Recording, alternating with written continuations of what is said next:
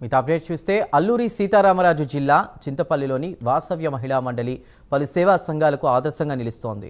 విజయవాడ కేంద్రంగా ఉన్నటువంటి వాసవ్య మహిళా మండలి 56 సంవత్సరాలుగా కూడా సేవా కార్యక్రమాలు చేస్తోంది.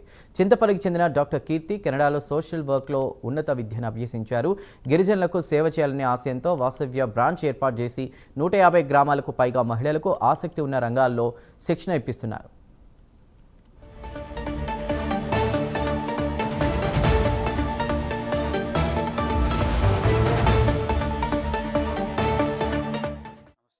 నా పేరు సుబ్బారావు అండి.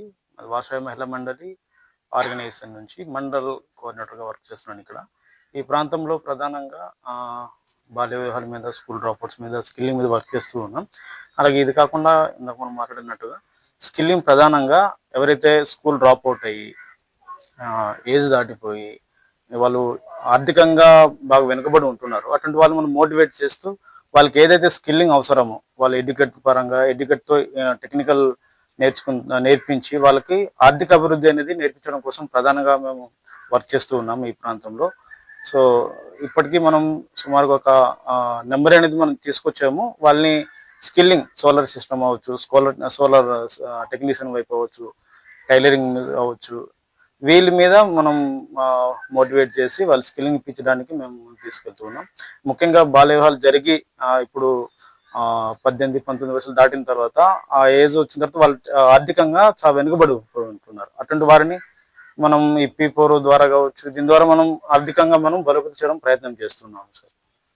56 సంవత్సరాల ప్రస్థానం ఉన్న వాసవ్య మహిళా మండలి స్త్రీలు, ఆడపిల్లలు గౌరవంగా బతకాలి అనే దానిలో చాలా రకాలైన ప్రయత్నాలు చేశాము. ఎన్నో సఫలీకృతం అయ్యాము. కొన్ని ఇంకా ఛాలెంజెస్ ఉన్నాయి. మేము అల్లూరి సీతారామరాజు జిల్లాలోని చింతపల్లిలో గర్ల్ పవర్ అంటే ఆడపిల్లలకి మనం బాల్యంని ఉపయోగించుకుంటూ వాళ్ళకి పెళ్లిళ్ళు అవి జరగకుండా వాళ్ళు బాగా చదువుకుని వృద్ధిలోకి రావాలి అని గర్ల్ పవర్ అని ఒక ప్రాజెక్ట్ లా తీసుకున్నాము. దీనిలో స్త్రీలు, ఆడపిల్లలు జీవితాలు చాలా బాగుండాలని ఒక ఉద్యమం చేపట్టాము.